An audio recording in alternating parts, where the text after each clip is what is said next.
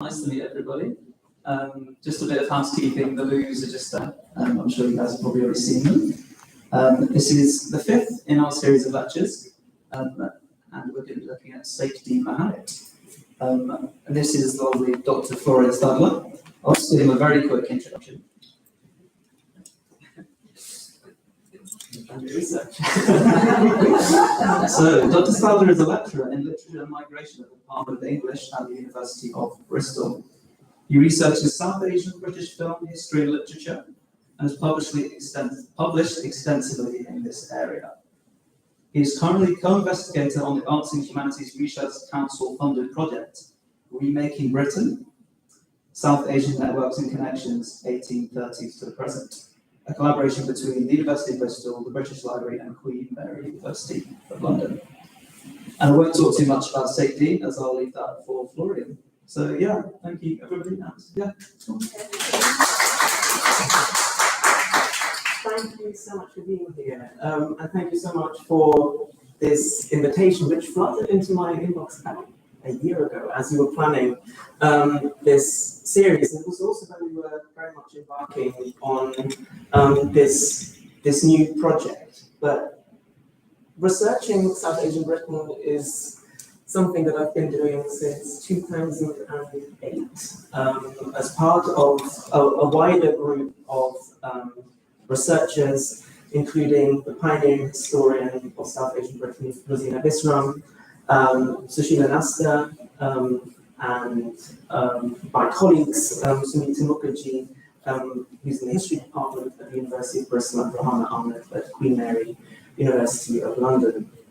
And one thing that, as part of this research, has been so fascinating for us, and in that initial project, we were very much focused on the period 1870 to 1950, is that while we found huge amounts of archival records and materials, photographic evidence, there is relatively little written and relatively little in the wider public domain about these really important people, organizations, events that they participated in, and more importantly also the wider societal contributions people have made as well.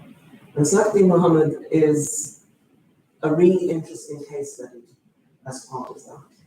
Sake Dean Mohamed was a maverick, an early traveler, an entrepreneur, a self-publicist, a businessman. What distinguishes him from some of his other compatriots at the time is that after moving from India to Ireland and then settling in London and Brighton, he never returned to the country of his origin.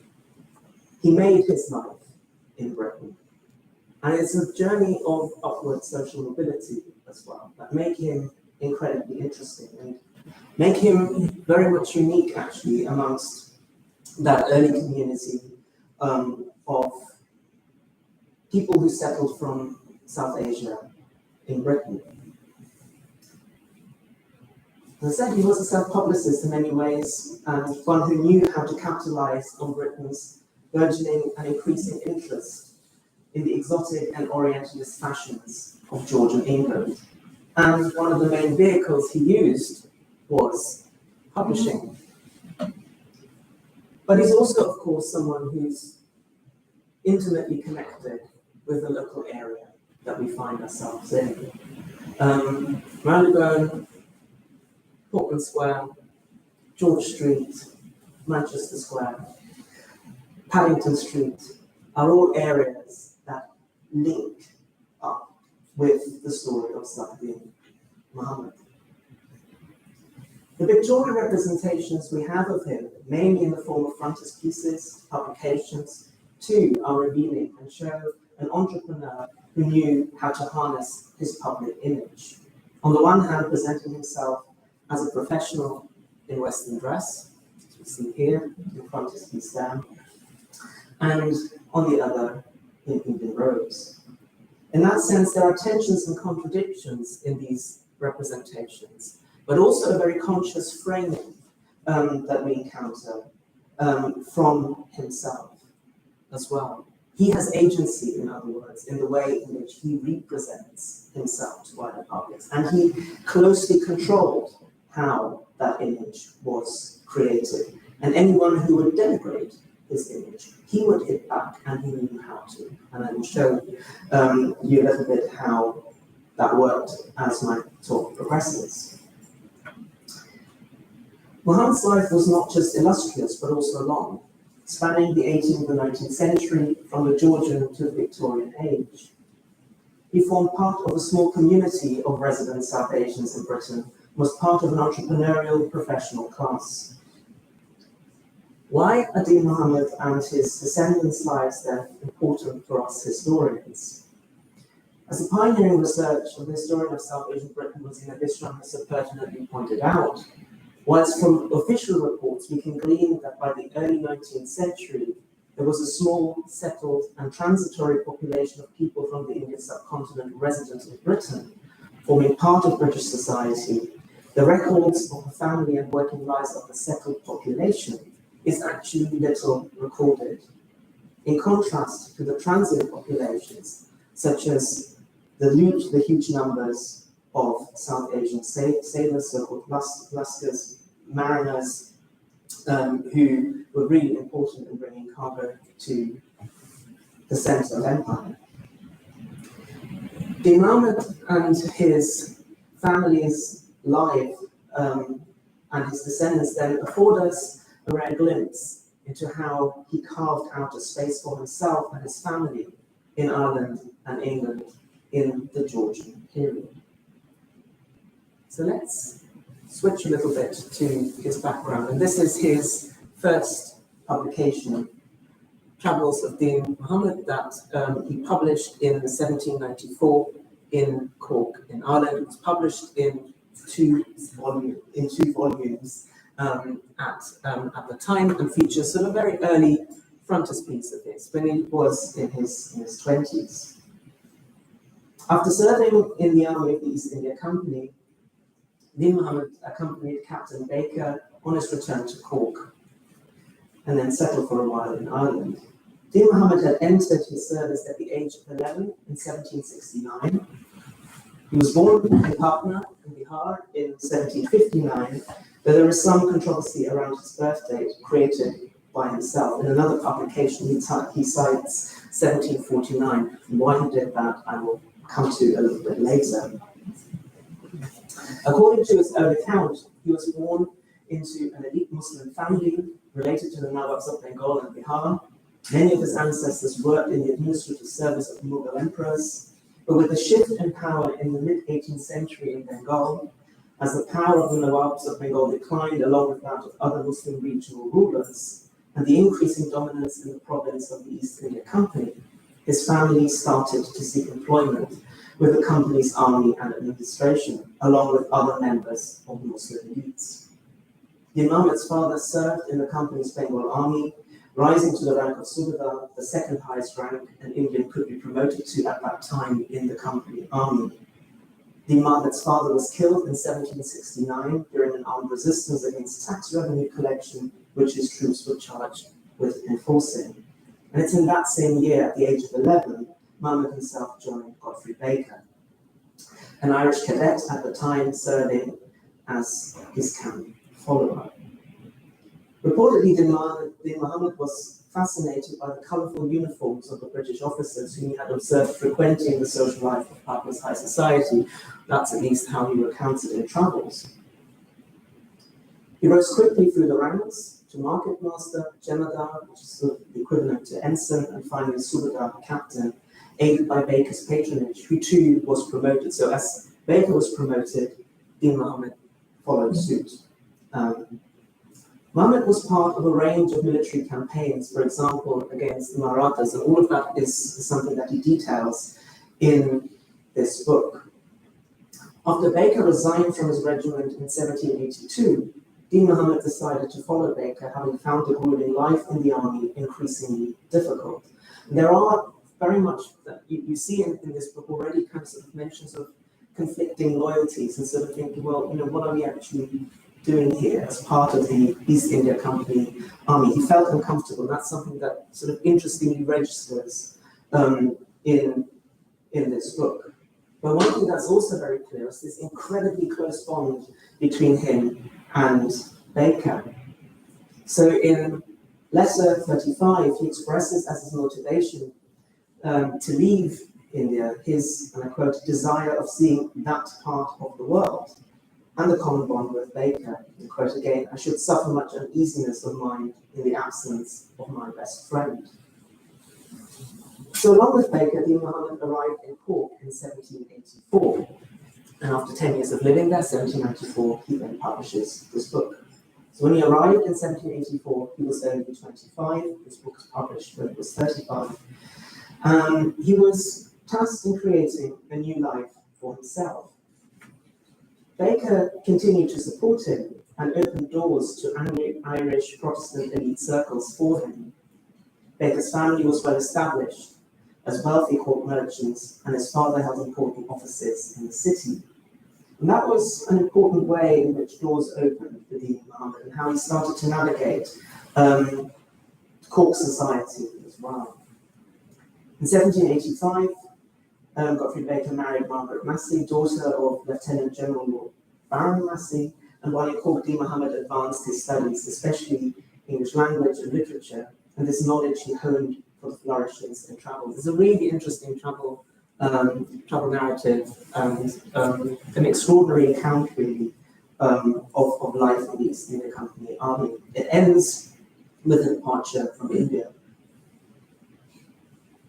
Godfrey Baker died in 1786, and in that same year, Dean Mohamed eloped with a fellow student, Jane Daly, posting a bind in church. He publishes Travel of Dean Mohamed in 1794, as I say, at the age of 34. And again, he uses the kind of publishing modalities of the time, publishing by subscription, which was very much the norm. And all the people who supported that publication are listed at the back of the book. He garnered support from 320 people who paid 2 shillings and 6pence each as an advance for the book. Dean Mohamed decided to write his travelogue as an epistolary piece in the form of letters to an imaginary friend, which allowed him to write intimately and confessionally. And that's actually textually what makes it such an interesting piece, and where he actually reveals much more about how he feels, what he thinks, and how he can glean perhaps sort of a slightly more uneasy or conflicted way of being within the confines and the structures and strictures of the company's army. So what then were his intentions in publishing this book, and who was his intended readership? On the one hand, the book was designed as a way of presenting him and his country of origin to elite societal circles. On the other, the book might serve as a guidebook for those considering a career in India. In this respect, the main target would be an Anglo-Irish community with links in and to India. And the East India Company Army was very much recruiting in Ireland as well. The book then is a chronicle of his time with Baker in the East India Company's army. It's an account of battles and conquests, but written from an alternative perspective that differed from European accounts. The book is also rich in descriptions of land and cityscapes, and also details the life of Indian and specifically Muslim society from an insider's point of view. And in that respect, it offered a variegated account of narratives written at that time by British travellers. So again, it's an interesting counter to what audiences might otherwise be consuming.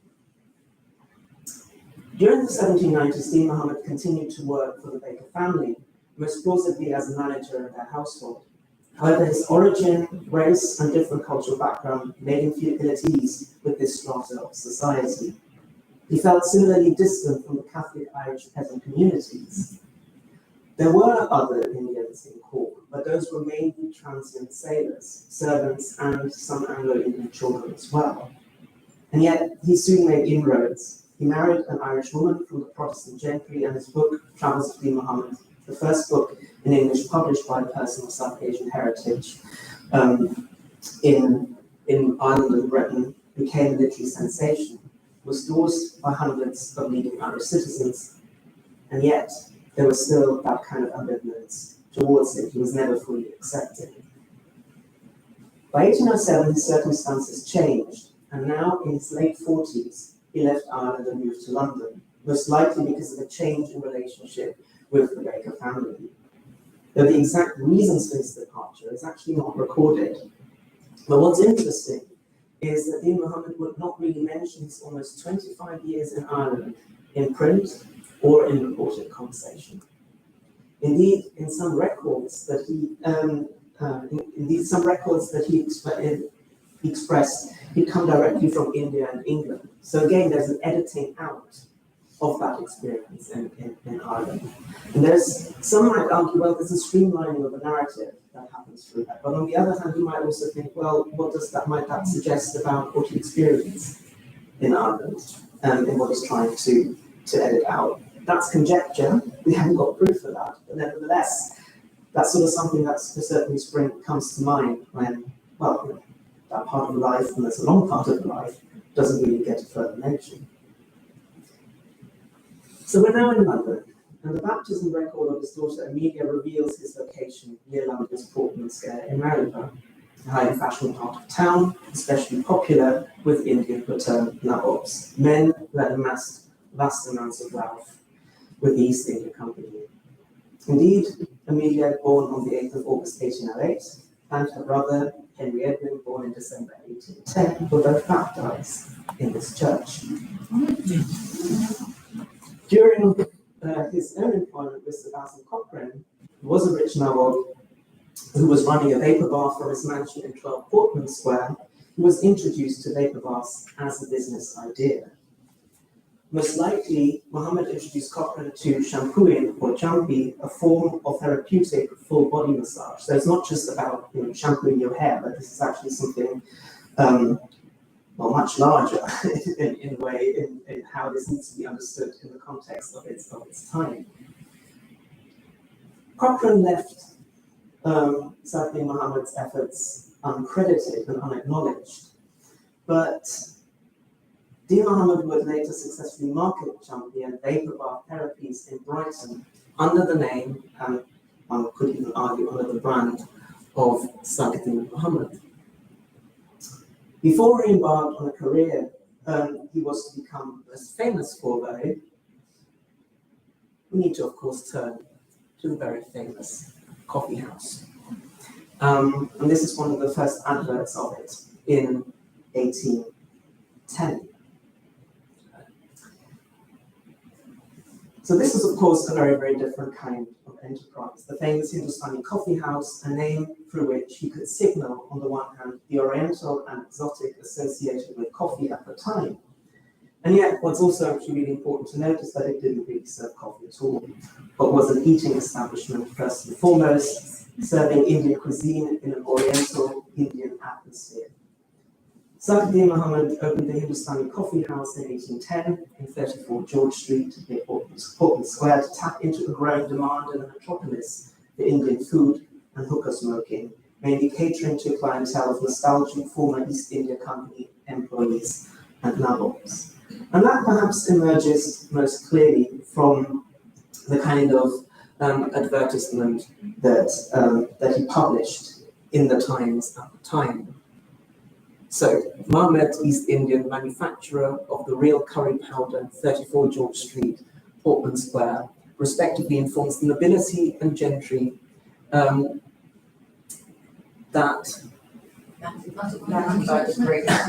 by the great encouragement, exactly, thank you, he received last winter. He has fitted up the above house as the Hindustani Coffee House, where gentlemen may be accommodated with English dinners, soups and Eastern dishes, choice wines and the use of the hookah. Gentlemen wishing to become members of the hookah club may see the terms of coffee room, Hindustani dinners pressed, and so forth. So we see. Yeah, absolutely. This is really kind of sort of pioneering kind of work that he was doing at that time. And it's, but one thing that is actually really important to note is that he's tapping into a market. There was a growing appetite for curries in England even then. And this is the first recipe for curry in England, which was published by Mahomed in 1747. There was also the Norris Street Coffee House, which served curries as far back as 1773. So Sake Dean Mohamed's establishment distinguished itself from its competitors insofar as he made claims of authenticity based on his heritage and the setting he created. The coffee house being decorated in an Indian style. Dean Mohamed traded on Oriental fashions to tap into the zeitgeist of his time, the lure and the appeal of the exotic East. Mohamed was, however, reliant on a particular and relatively narrow clientele, and the competition from other coffee houses was strong. And that's one of the main reasons why his venture failed, and he had to declare bankruptcy in March 1812. The Hindustani Coffee House continued trading under new ownership until 1833, but without Dean Mohamed or Jane having a share in it. So it continued for quite a while, but he moved off, and this is the Portland Estates commemorative plaque. That currently isn't up, but I hope it's going to go back up again, if not petition for it to go up, because I think it's actually really important that history is recorded.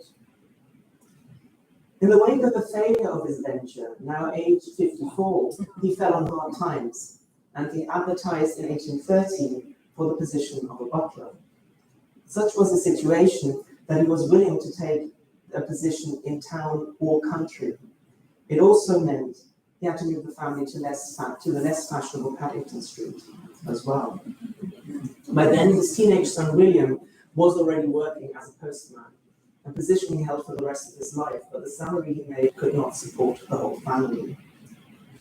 His advertisement is interesting for another reason, as he continues to trade on his reputation as a coffee house owner, perhaps in the interest of securing a position with an elite India-returned Nabob. So again, in that kind of self-fashioning, it's really important that he keeps that link and keeps that connection there. The end of the Hindustani Coffee House enterprise led Dean Mohamed and Jane to move to Brighton, a fashionable seaside town and one replete with Oriental exotica, that's best exemplified by George IV's reconstruction of the Brighton Pavilion between 1815 and 1824. In Brighton, Dean Mohamed opened his famous vapor baths and shampooing practice. He successfully tapped into the spa culture of the period and was successful in garnering much patronage from the other middle classes, high society, and royalty. He promoted his work in his books Shampooing or Benefits Resulting from the Use of the Indian Medicated Vapor Bath, which explained his method and working practice. It also featured a list of famous patrons and endorsements. Dean Mohamed claimed his vapor baths could cure a range of illnesses, including dyspepsia, flatulence, rheumatism, metastatic diseases, vertebral pain, asthma, nervous or muscular contractions, early-stage paralysis, and hoarseness or loss of voice. So it's quite a big package that he brings to this. Dean Mohamed and his wife ran their bathhouse initially from 11 Devonshire Place, and we see this advertisement here signed off with the address here. That's from 1814 onwards. What Dean Mohamed taps into then is a kind of what in contemporary terms you might term the wellness and alternative therapies market of a spa town. They soon specialized in medicated vapor baths by adding herbs to their baths and using an adapted version of Cochrane's apparatus. And as I said, Dean Mohamed was an expert in marketing, distinguishing his methods from his competitors and highlighting the uniqueness of his Indian treatment methods. And this creates, in 1815, a bit of a ruckus where somebody starts to question his authenticity. And that was a a paragraph that appeared in the Morning Herald of October the 3rd under the title Brighton Bagatelle. And Sake Dean Mohamed uses as his right to reply the Times, not a local newspaper, international. His clientele is mainly based in London, travelling down to Brighton. So it becomes a really important way in which he seeks to very much shoot down any kind of challenge to his authenticity. And yet we see him here again advertising locally in the Sussex Advertiser. So again, it's sort of very interesting to see what Dean Mohamed is trying to push back. And this advertisement from the Sussex Advertiser, he talks about, and he announces Mohamed's theme and vapor, seawater medicated baths are far superior to the common baths as they promote copious perspiration and never fail in giving relief when everything else has been tried in vain to cure many diseases, particularly rheumatic and paralytic infections of the extremities, stiff joints, false sprains, lameness, eruptions, and scurf on the skin, which it renders quite smooth. Also diseases arising from the abuse of mercury, consumption, white swelling, aches and pains in the joints. In short, in all cases where the circulation is languid or the nervous energy debilitated, as is well known to many professional gentlemen and others in this country.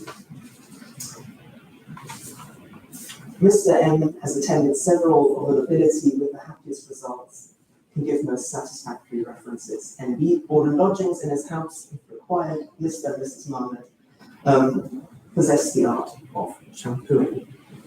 That's how he announces himself. And he is successful. These kind of advertisements, the kind of reputation that he's built for himself, work. In 1815, Dean Mohamed moved the business to Battery House, which he rented from the Board of Ordnance, overlooking the sea. It was in much closer proximity to Brighton Pavilion. He lived there with his family up to and including 1819.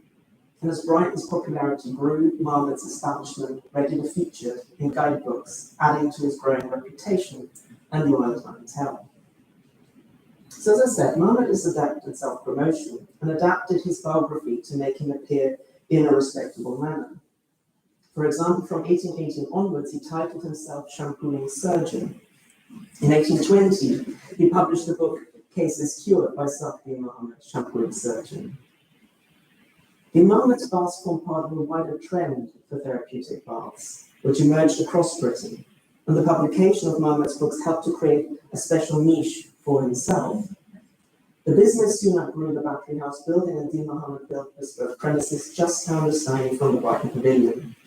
The building opened in 1826 and was part financed by the wealthy Londoner Thomas Brown.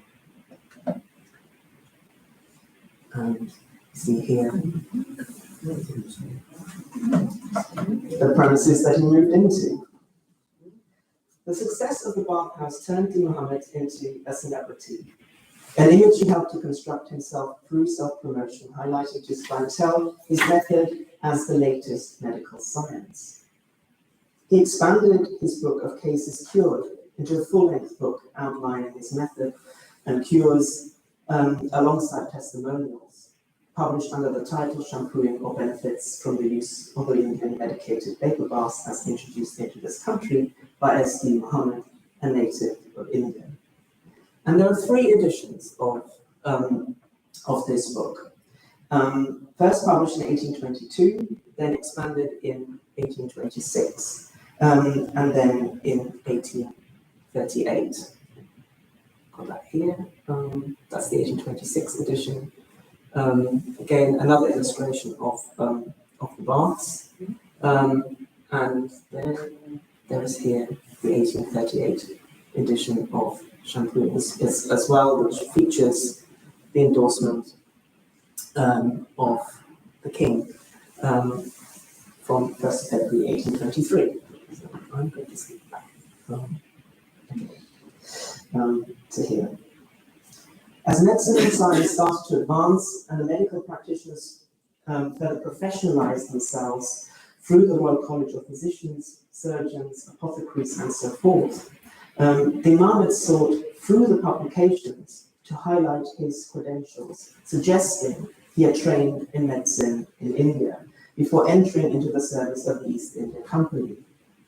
In the process, he adjusts the date of his birth and life story.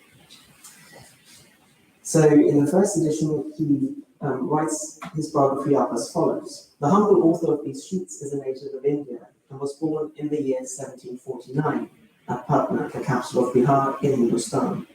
I was educated to the profession of and served in the company's service as a surgeon, which capacity I afterwards relinquished and acted in a military character, exclusively for nearly 15 years. In the year 1780, I was appointed to accompany under General, then Major Hukum, and at the commencement of the year 1784, left the service and came to Europe, where I have resided ever since. Now, that kind of story doesn't quite align with what we have seen in Travels. So what do we make of this? And there are sort of various different ways in which Dean Mohamed himself sort of tried to fudge what he was actually doing here. A descendant, S. George Mohamed, in 1940, attributed the decade-wide discrepancy in the dates Dean Mohamed gave for his birth in Travels and shampooing as due to the difficulty in adjusting the lunar Muslim calendar to the solar Christian calendar. So that's the story that he told.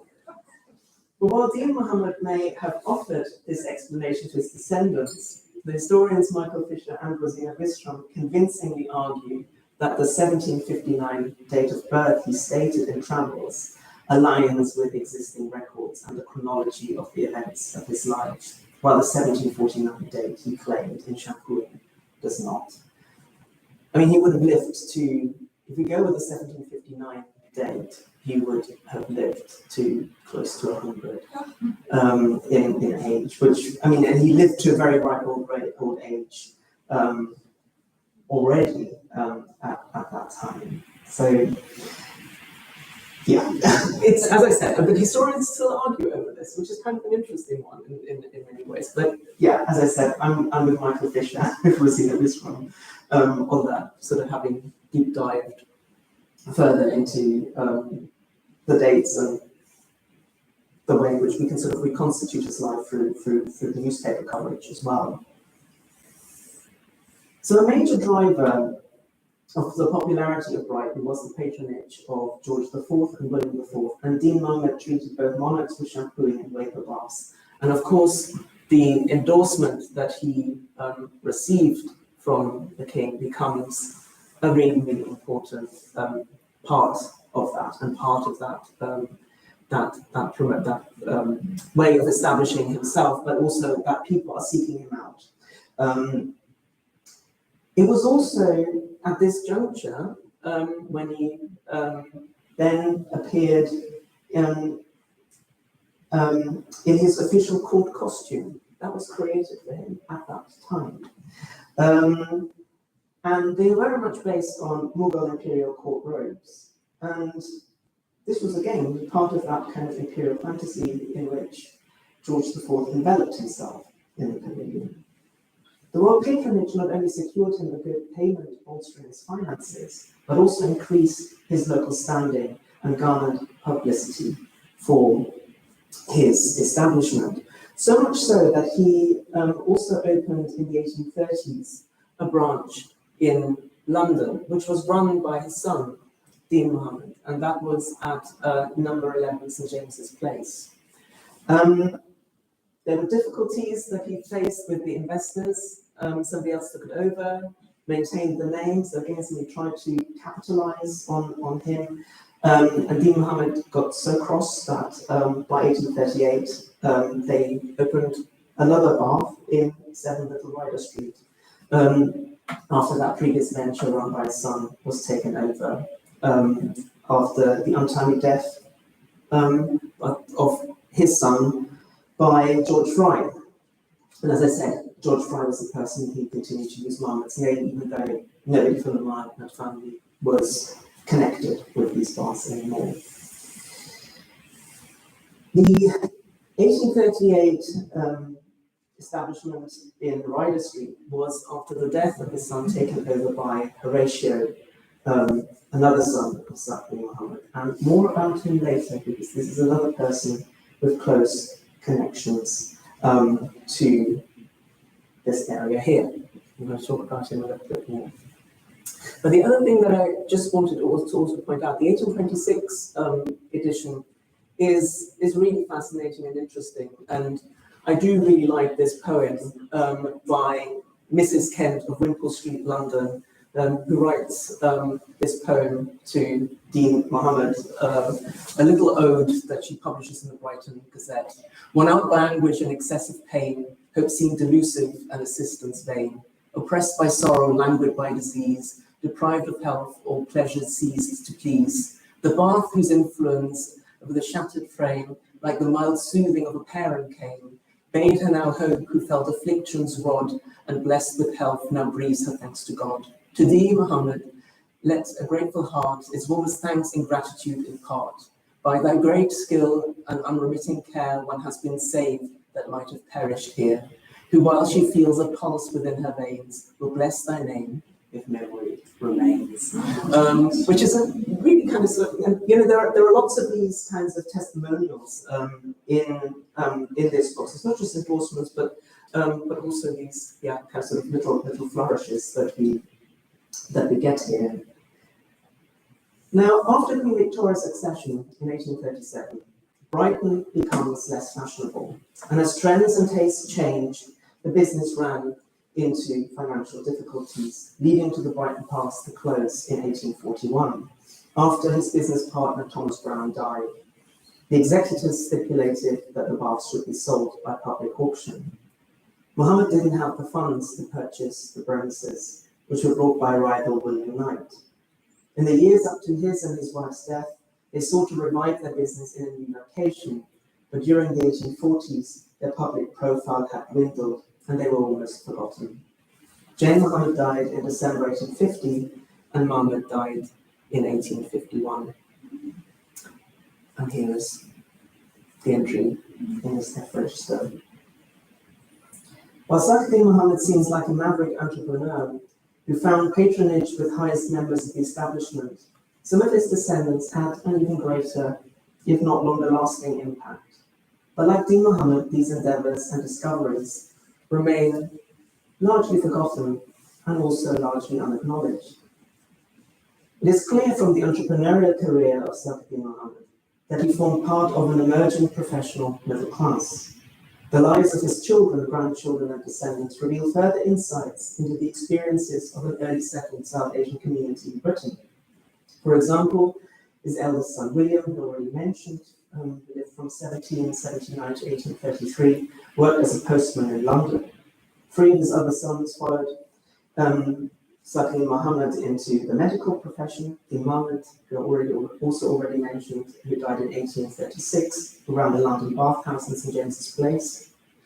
He was also an expert in the practice of cupping, which he learned from Thomas Mapleton. Horatio Mohammed, who managed the Ryder Street baths in St James's, London from 1838, though he faced financial difficulties and insolvency in the 1850s. He then reopened the baths at 42 Somerset Street, near Portman Square. Horatio also secured a place in society for himself. His second marriage to Elizabeth Purdy featured in Gentleman's Magazine in 1848. His first wife had died shortly after their marriage.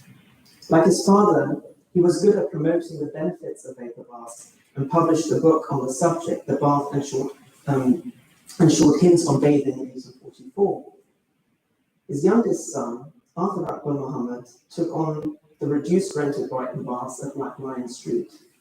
His wife Amelia also worked in the baths, attending to women patients. Arthur was not as adept as his father in generating publicity. Furthermore, being of mixed heritage, an Indian father and white mother, some clients felt his establishment was not authentically Indian enough, whilst others discriminated against him because of his heritage. So there's also sort of a very complex in-betweenness that the family had to try and negotiate. Another son, Frederick Mohammed, it's a big family, founded a fencing academy and gymnasium, first First training in dance in Liverpool when he was 20, he set up a gym and orthopedic clinic for youths and adults. Whilst he trained men, his wife, Sarah Hodgkins, delivered exercise classes to young women.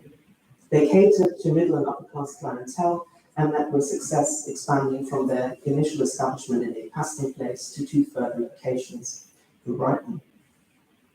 Frederick Mohamed was proud of his heritage and made reference to his Indian and Islamic background. And this is very much reflected in the choice of names for their sons, featuring at least one Muslim name, Frederick Henry Horatio Akbar. About him more in the final part of this lecture. James Dean Kerryman, who studied theology at Keble College, Oxford, and became a Church of England vicar, starting off as a minister in the East End, then a chaplain at London Hospital, before being appointed rector of Colford in Suffolk, where he stayed for 27 years. But let me then turn my attention to Frederick Akbar Mohamed, one of the eminent Asian migrants descendant of migrants in Britain. Was born in Brighton in 1849, was the grandson of Dean Mohamed, and was the son of Frederick Mohamed and Sarah Hodgkins. He was the eldest of 3 brothers and 1 sister. He studied medicine at Sussex County Hospital and Guy's Hospital in London, starting as a student aged 20. He was a member of the Royal College of Surgeons, fellow of the Royal College of Physicians, and doctor at Guy's Hospital. Mohamed was a brilliant student and awarded many prizes, including the Pupils Physical Society Prize in 1871 for modifying Mary's Smith-Morgraph, which would prove significant for his work on blood pressure. He qualified as a member of the Royal College of Surgeons in 1872, and because he wanted to marry and work in medicine, he decided against university studies and instead started work on his MRCS qualification at Highgate Infirmary. Mohamed was then appointed at the London Fever Hospital in Islington, then at Highgate Infirmary and St Mary's Hospital, Paddington, rising to the position of assistant physician at Guy's in 1881. He married Ellen Nellie Chalk on 14th of June 1873 at St Nicholas Parish Church in Brighton. Under the tutelage of William Broadbent at St Mary's, he gained membership of the Royal College of Physicians and became a student tutor at St Mary's. During this time, he moved to 54 Norfolk Square. Only a month after giving birth to their second child, Nellie died of septicemia in 1876, leaving him with 2 young children. This leads him to move in with his widowed uncle, Horatio, who lived in Seymour Street near Portman Square. Mohamed returned to Guy's in 1877 as a registrar, at which point he also took up studies to obtain a medical degree from the University of Bristol in 1875. At that time, the university awarded degrees to British doctors after taking an exam there. But that wasn't seen enough as a qualification for him, so he additionally studied for an MA in Cambridge. He was elected a fellow of the Royal College of Physicians in 1880, and in 1881 he obtained his Cambridge degree, writing a thesis on chronic Bright's disease without albuminuria. Sorry, these medical terms are a lot. He was appointed assistant physician at Guy's in December 1881. In 1880, he moved together with his first wife's sister, Ada Chalk, to 12 St Thomas Street, with whom he had 2 daughters and a son. So there's obviously a very, very close bond between him and the Chalk girls, but the 2 didn't marry, but they did set up families together and had children as well. In 1884, they moved to a 6-storey Georgian house at 24 Manchester Square, just north of Oxford Street, so again, very much in the local area here. And close to his uncle Horatio's bath, which were located in Somerset Street. He died of typhoid fever in November 1884, aged only 35, and is buried in Highgate Cemetery. And this is his gravestone. And this is actually really, really interesting. I wanted to show you both of these pictures, really. Rosina Bisram campaigned for this tree that grew to be taken down because this was an incredibly overgrown gravestone, and nobody quite knew who he was and what it was about. And it was in a very dilapidated state, and it has subsequently been restored. And yeah, it's fully recorded here. And both him and his wife are buried there. Mohammed's important contribution to medical science is his groundbreaking pioneering work on hypertension. Mohammed overturned the widely acknowledged belief by the medical profession that high blood pressure was preceded by kidney disease. With the aid of the seismograph, Mohammed took blood pressure readings of a variety of patients and showed that raised blood pressure was a primary condition and not secondary as was widely believed at the time. Mohammed was the first to suggest that a large number of apparently healthy people without any sign of organic disease might suffer from raised blood pressure, and if not treated, could prove fatal in later life. This was a significant discovery for public health. Mohammed published his research in the medical journal The Lancet. He recognized the strong connection between hypertension and genetic and environmental factors, such as obesity, high alcohol consumption, and mental anxiety. He also provided the first accurate description of what is today recognized as essential hypertension. There is nothing much of significance that has been added to his pioneering work. Unlike his father and grandfather, who were self-employed, Mohammed was part of the medical profession and a respected doctor with a successful career. His death was considered to be a great loss to medical science, both nationally and internationally. That very much comes out in the obituary published in the British Medical Journal at the time. To help his young family, his colleagues at St Mary's and Guy's began a collection, but Mohammed's work was quickly forgotten after his death, and he receives little credit for his groundbreaking work on hypertension. Instead, Sir Clifford Albert, a contemporary of Mohammed's, who acknowledges the influence of Mohammed's work, is given the credit as authority on hypertension. So why is this the case?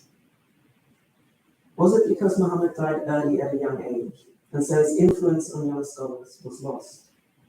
Was it due to racial attitudes of the time? His children later changed their name to Dean, while some writers drew attention always to his dark complexion. Or was it because his work was deliberately misrepresented by others like Albert and wanted to take the credit, and he was no longer there to defend himself? Okay, I'll end this with a series of questions because many possible interpretations are of course there. But I want to end really by highlighting to you this kind of sort of way through this family history here, that this family has left a lasting legacy, is imprinted and implanted in your local area. And yet, while there is that lasting legacy, and it's really nice to see that you've got actually a plaque in the church with his face featured there, it's still extraordinary in many ways that their achievements have not received the attention that they should have. And it's perhaps important to note that in spite of his own self-fashioning and instrumentalization of the tropes of the time, we need to view and remember figures like Sake Dean Mohamed and his descendants beyond their figuration merely as exotic or romanticized figures, as they often feature in some of the representations of the time around Brighton and London's history, particularly in that Georgian period. But what I've hoped to have shown is that in a much wider framework, we see them as part of local, regional, national, and transnational histories, which are an important element of what we consider British history in and of itself. Thank you very much. Thank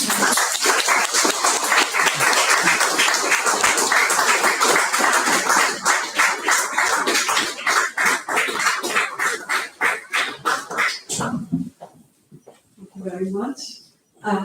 Any questions? Any questions? how fudged was his being vested in religion and the fact his children were Christian here in Bristol? I mean, did he make a lot of his Muslim because some of the children had Muslim names? Yes, but he converted to Christianity when he married in Ireland. So he was very much Protestant at that time. But again, it's hybrid, right? It's kind of both of these things were coeval and coexisted at the same time. He's very proud of his cultural heritage, in particular. But he also, again, there is a practicality there. He knew that in order to get a standing kind of place in society, he needed to become a Christian twice. But nevertheless, the cultural practices were still sort of something that he kept and passed on in the family. But it's also interesting to see how this becomes an important factor for his children further down the line, actually, particularly, with the father of Florian Stadtler, Mohamed, who sort of very much insisted on having that thing there. So thinking about dual heritage, it's like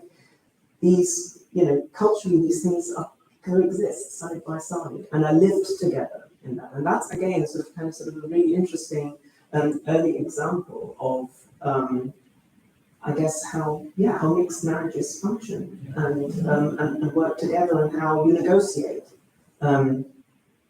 these lives, and these different cultural experiences together. Thank you. Dean Mohamed was clearly an inventive self-publicist. Yes.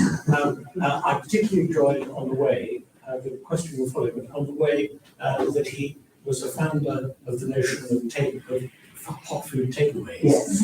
If only he'd been around when Deliveroo but that's not the question.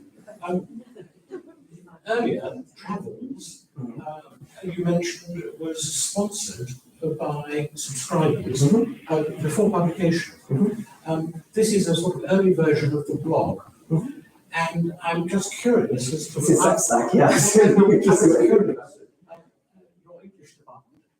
Was this a common way of financing self-publication? How did it work? How did he attract the subscribers in the first place? By newspaper, so placed by newspaper advertisements.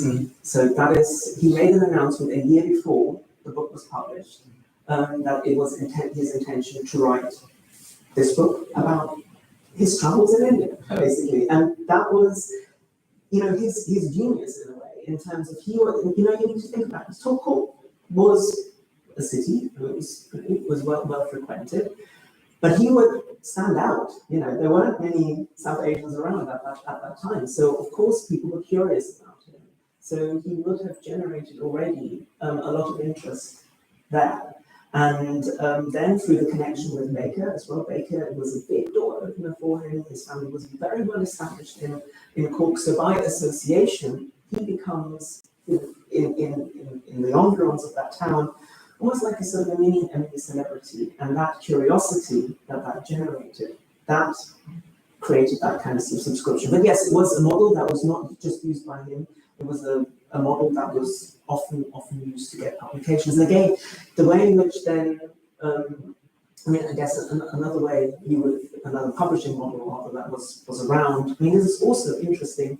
This book was published in 2 volumes as well, to make it very portable as well. So you could carry it around, so you could read it on the go. Often you would have also small magazine publishing. That is really important. There's another way of sort of quickly consuming writing at the time. But yeah, this kind of subscription model was very much something that was part of the late 18th century publishing world. And did the subscribers get a kickback from sales, or were they simply... They were acknowledged. They had their names. They had their name at the back. So very nicely listed. Did they not get a copy of the book? So they were buying the book? They were buying effectively an advance copy, absolutely. Yeah. But also they would see their name in lights, as it. We have a question here. Yeah, thank you very much. Very interesting account of Mohamed's career and his family. Recent book by Rosie Llewellyn Jones about building the British Empire cites Dean Mohamed and 4 other Indian writers, later writers, as witnesses to the splendours of Calcutta as it was at the end of the 18th century. They were all Muslims, not contemporaries, all of them, but like Mahomed, had a Muslim heritage, and like Mahomed, they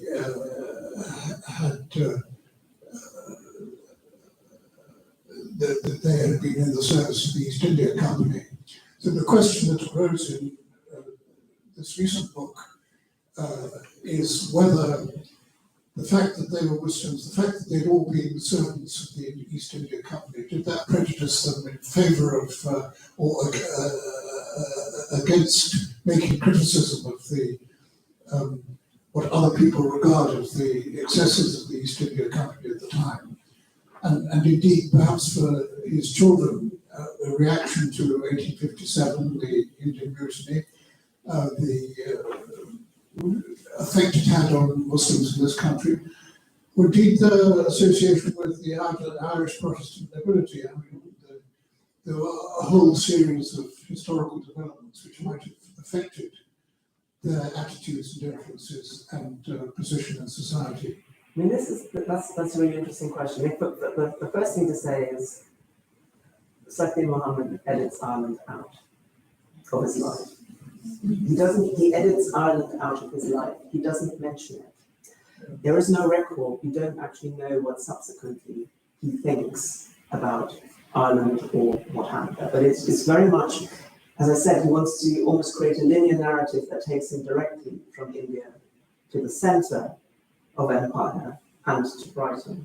The reason for that we don't actually know why, but there is something that must have happened. That, you know, firstly there must have been a falling out with the Baker family, that his position in the household was no longer that what it was for.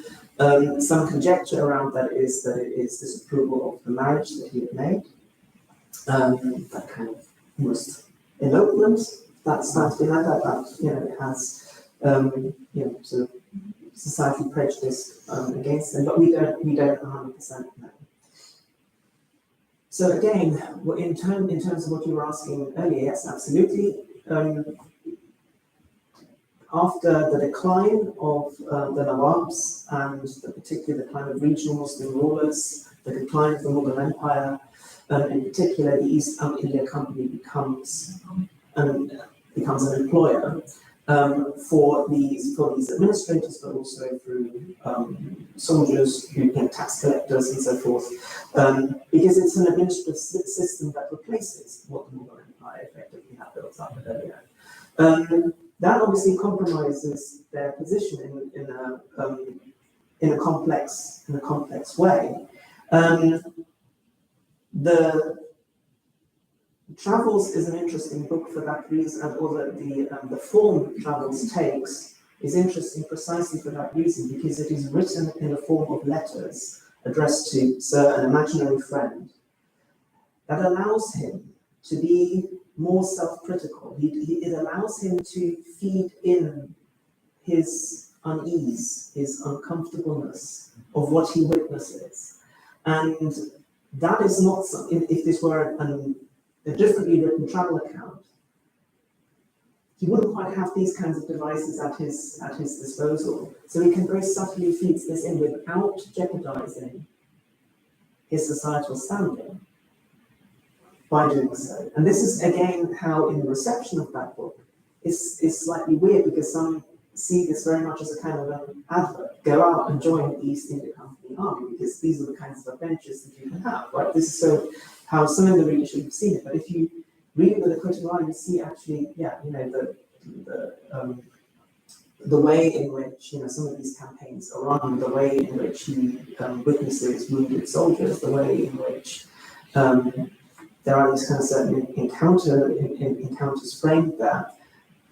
They're critical. The critical is between the lines. It's not overtly expressly stated, but it is there, and it is there also in a form of self-questioning in terms of his own complicity within that kind of system. So the ambivalence that you can register there is really interesting. In terms of the way in which I guess one can almost read it with a slightly ethnographic lens. It is extraordinary, the descriptions of cityscapes and landscapes, and Calcutta as a city does feature there as a kind of a centre. So yes, absolutely, there is that dimension there as well. That again would appeal to, I guess, a kind of the kind of fantasy of the East that is prevalent in Britain. So again, it's a sort of a very careful staging or stage managing of his own relationship, his own role, his own position at the same time of wanting to give enough of what his readers want. It's a very clever book in its construction for that reason.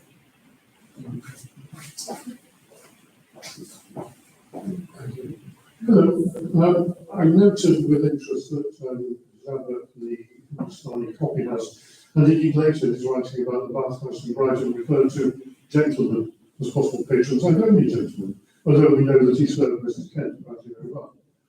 Do you get a sense, knowing being through the papers, that this is part of a vestigial Orthodox Muslim gender position, or is it part of the way society at large thinks in those days, or is it just misogynist? Well, Dean Mohamed as a misogynist, do you think? No, I don't think he is, actually. I think he's so firstly, I think it's kind of sort of really interesting in terms of how him and his wife work as a team together. The way in which they run the bus is very much a team effort. However, the reason why perhaps she features less in the later advertisements is because what makes his baths distinct is their claim to Indian authenticity. And that's, of course, if you bring his wife into the equation, can't be delivered as part of that. That said, there is, I think, in one of the local newspapers, there is a pictorial representation of her as well. And she's also a kind of a celebrity, locally in Brighton as the woman married to Sake Dean Mohamed. But in terms of, and don't forget, this was not the only bath in Brighton. There were many, many baths in Brighton. There were many who were making claims to being authentically Oriental, to making claims that they are similarly exotic. But that need for authentic validation is actually really, really important for Mahomed. And yet, at the same time, in the frontispiece to the book, he does not present himself in his courtly robes that were created for him by George IV, how he appeared, at court. It's again, it's kind of sort of it creates a sort of certain Oriental fantasy that also doesn't actually have any relation to what his standing was when he actually was in England. But that's absolutely by the by. He insists on presenting himself in his frontispiece as a Georgian gentleman in that kind of dress.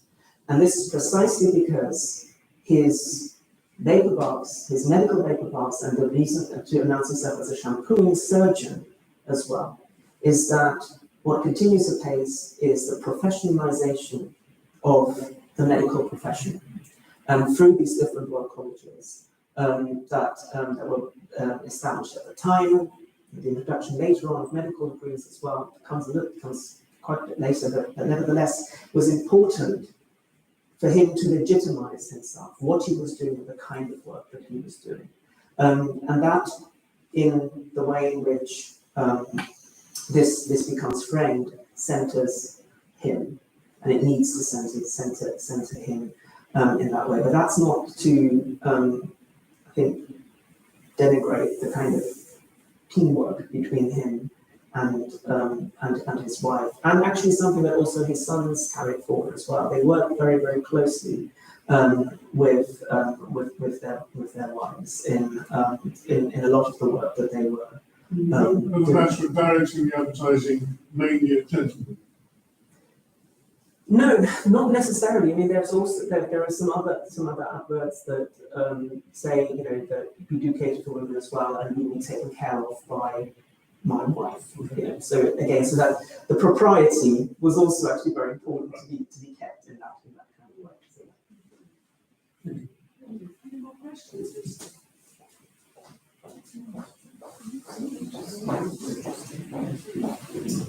Thank you, that was wonderful, especially I think that introduction to Frederick, which I think few people here probably, I didn't know about Frederick, so that was wonderful to hear about him.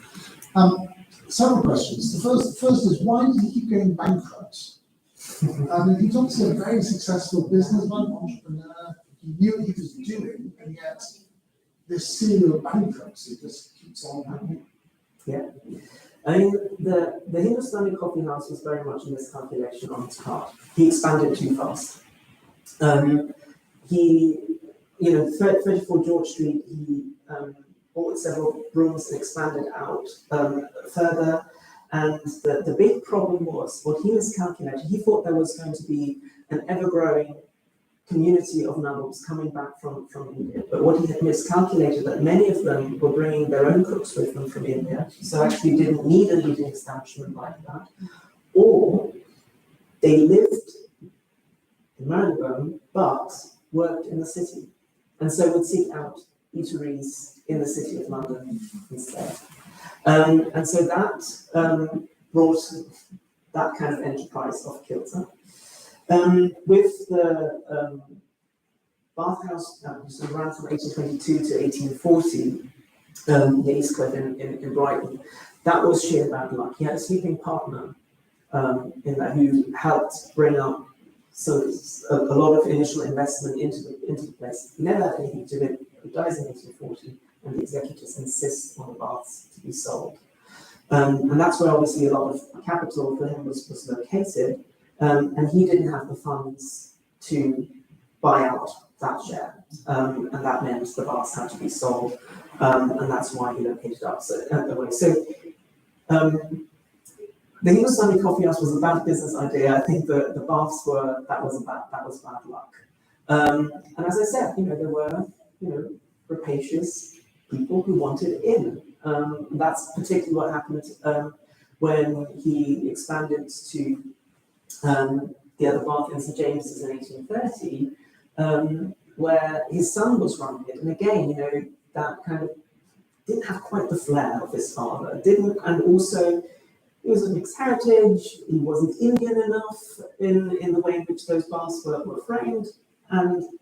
But what is then interesting, when a white proprietor takes it over, trades on the main market, they turn it's like, yeah, fine, you know, but why, you know, it's again, it raises, I think, some really serious questions how people of mixed heritage are viewed at that particular moment in time and become societally framed within that. And that's an ongoing thing, actually, that carries through into the 20th century. There's some really, really interesting files in the India Office Records collection around mixed marriages, the way in which authorities seek to regulate them, and regulate more or less stringently depending on which strata of society they engage with. That kind of underlying racism is there, and that kind of prejudice is something clearly this family experience, and that, you know, feeds into what happens. So yeah, it's not just and that also has an impact, obviously, in terms of success, or the measure of success for the businesses that are created by him and the family as well. And the last thing was with Frederick Akbar. What has the Royal College of Physicians done with him? I mean, has it tried to seek more of the narrative to present him as a great innovator? Because it's an extraordinary story. You know, why have they allowed him, if that's what they've done, to simply disappear? So, St Thomas and Guy's, they have done a lot. They've actually invested a lot of research, and there's been some really, really detailed work been done, not just to document his life and his contributions, but really an attempt also to reinsert him back into that narrative. There's a very good journal article that was published like 10, 15 years ago now that charts that. So there is more that's being done there. But again, it's kind of a really interesting thing. Rosina Visser and I together, we've been trying to bring Frederick Akbar Mohamed to more people's attention. I mean, there's also an entry on the Oxford Dictionary of National Biography now for Frederick Akbar Mohamed as well. But Rosina Visser and I, we were involved in the creation of a big sort of educational website and wrote a couple of entries together, maybe around Alaska sailors, Indian ayahs, nursemaids, but we were really putting in a pitch for Frederick Akbar Mohamed. But the editors, in the end, didn't want to take it on because he was second generation, he was not first generation. And I think there is something there in terms of the kind of legacies of, you know, first generation, second generation migration, third generation, that still hasn't sort of been fully absorbed of how to place that within the wider histories of Britain. I think that's how cracks appear and, you know, stories fall under the radar. But that's not to say that you know, efforts aren't made to bring that story more to the fore. And as I said, you know, guys where he has spent such an important part of his life and his career has done a great job. But it's also, I always find it really fascinating how, you know, people at the moment of time, this all that, I mean, the historical evidence is there, the archives, it's all, you know, you can find it. It's often looking for the needle in the haystack, and it isn't necessarily that easy, but it is there. And it reveals a very, very different kind of way in which we can think about the networks, the connections, and also perhaps a more expanded idea of what Britishness actually is within that. So we have got the recording of the time, but it's this question of how do we apportion retrospective significance to the materials and the documents that are actually there. And that opens up, I think, sort of a very different way in which we can view our society, but also learn, I think, some really interesting lessons for our own being in the world and the way in which we connect with each other. And it feels like, well, you know, perhaps a slightly more outward-looking way, in the way in which we can come together. And that's not to deny the complexities and difficulties that these families have to navigate, how they achieve it, often against the odds, but also how they found ways of navigating it. And that's what I love about Sake Dean Mohamed so much, that he taps into things, and he's just ingenious in the way in which, like, I know it through. And this is how I can invent myself in that particular kind of way. It's extraordinary. There's another question by this gentleman here. There's just sort of speculation about numbers, you know, the market. I mean, I know when in the 1850s, when the India's civil service was set up, I think I remember saying about 35 people went out a year. Then you've got a few professionals, put some army on. I don't know about the company, what the number, but it's quite a small population if you're relying on purely returned Indians. Yes, I mean, that's an interesting question, and actually I haven't got the numbers at my fingertips. I mean, we'll need to look into that a little bit more, how many, you know, Indian returned people. And that might be interesting, actually, also local history research, how many Indian returned Navals made their life in Malibone, who would go and frequent visit. It's to say that was the main clientele that he was pitching towards. But actually, the curiosity about, you know, the kind of, I showed you the Hannah Glass recipe, the early curry recipes. It's kind of this kind of food culture from the way in which sort of Britain expanded into the world was actually something people were more widely fascinated. And it's about, you know, like coffee drinking, something that really took on and took off around that time. So yes, you know, the numbers were sort of a close clientele. That's the reason why 34 George Street and this particular area. But actually, the attractiveness of Indian cuisine was actually for a wider audience, and was attractive for a wider, particularly middle class audience, sort of emerging middle class audience at that time. Last question, Forgive me, that's the same question. Could you speak to his two given names, or possibly acquired names? Where did Dean come from? Where did Sake come from? That's an interesting one. Dean Mohamed he took. I can't actually know. That's an interesting one. I haven't actually looked into that. I mean, Dean Mohamed is. I mean, that was his given name. He changes the spelling. That's actually interesting as well, because from Mohamed the T means faith. and absolutely, and it's related to his faith. And Sake Dean Mohamed, I think it's also on honorific. But as I said, I need to look into that a little bit more. I can't help but think it is part of his self-publicity. Yes. Well, the changing of the name. Just Yeah, absolutely. okay? So lots of questions, thank you very much, and thank you for Dr. Florian for such an excellent lecture.